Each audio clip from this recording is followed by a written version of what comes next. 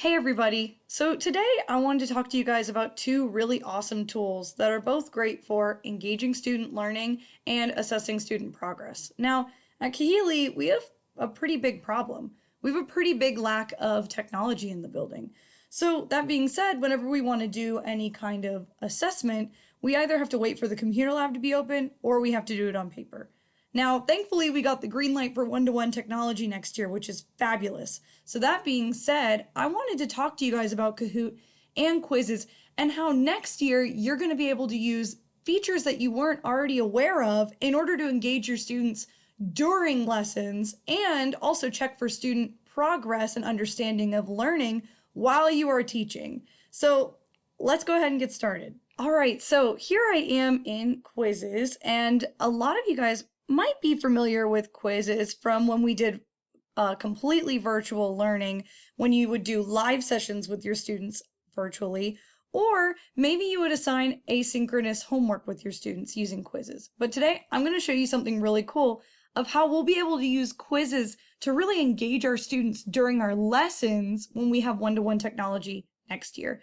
So instead of using Quizizz to do a classic live session, I'm going to use Quizizz to do an instructor-paced live session. This is going to make it so that students can only move at the pace that I want them to, and we can learn and talk about the answers to questions together. All right, so here I am in my Quizizz. For the sake of this example, I'm using an Olympics Quizizz.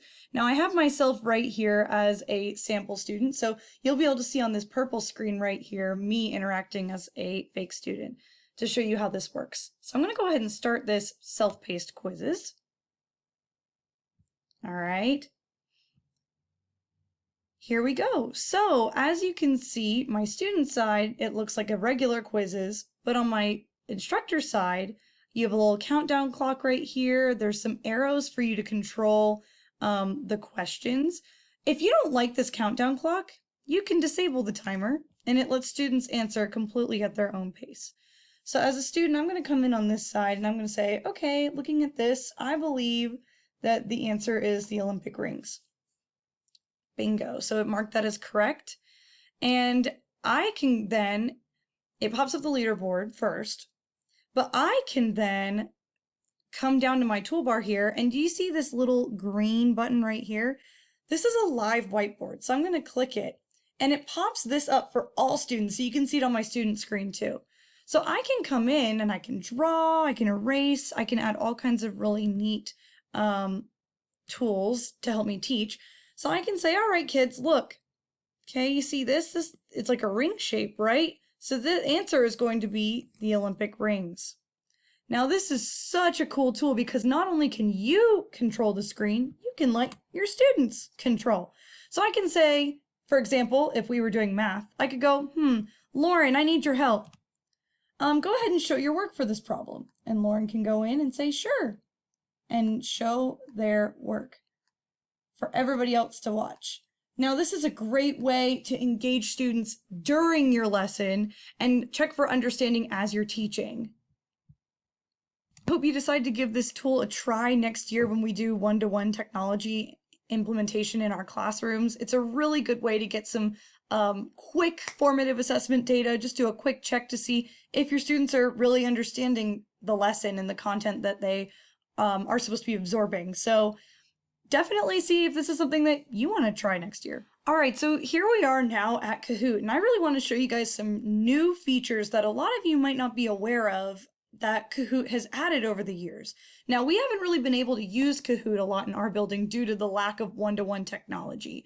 So for those of you that are not super familiar with Kahoot, it's very similar to Quizizz. It's like a live, interactive quiz game that allows students to show what they know as they're learning and after learning. And it allows teachers to collect student progress data also. It's wonderful. Now, for those of you that are familiar with Kahoot, you might be wondering, Lauren, why are you showing me Kahoot? Isn't it the same thing as Quizizz? It's actually very different. There's a lot of new features I wanted to show you. So clicking create, and if I wanted to create a new Quizizz, I could do a normal Quizizz that's like the quiz game that we're all used to. But now Kahoot has a really cool new feature where you can create a Kahoot that has slides. So I'm going to click that and show you.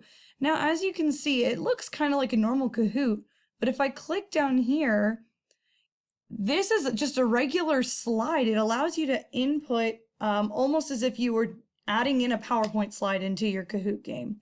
So you can go through and edit this, and it even gives you suggestions for what you should put on each slide in order to kind of guide your lesson. Now I'm going to open my Kahoot game that I created about animal adaptations to show you what it looks like from the student side. All right, so here we are in my Kahoot game. I've added myself as a sample student, so you'll be able to see on this purple screen here what things look like from the student side. So I'm going to go ahead and start the Kahoot from my teacher end. And as you can see, I'm going to start off my lesson with a true or false question that students can guess about animal adaptations. So, can animals' bodies change over time? I'm going to say true. I think so. So I clicked true, and it showed me that my answer was correct, just to give my students kind of an intro to the lesson. Okay, I'm skipping the scoreboard, but then here's my slide. It gives students a bit more of an intro to what they're going to be learning instead of just jumping into another Kahoot question. So it gives them some knowledge about how polar bears adapt. So I'm going to click to the next one, and I have another quiz question that gets them kind of engaged more in the lesson and gets them thinking about what they're learning. So now they have to think about other ways that polar bears adapt. So I'm going to say sharp teeth and claws, looking at the photo. And it says that that is correct. Now, this is just a really awesome way that you can engage students while they're learning instead of just after they're learning. So really think about using this in your classroom.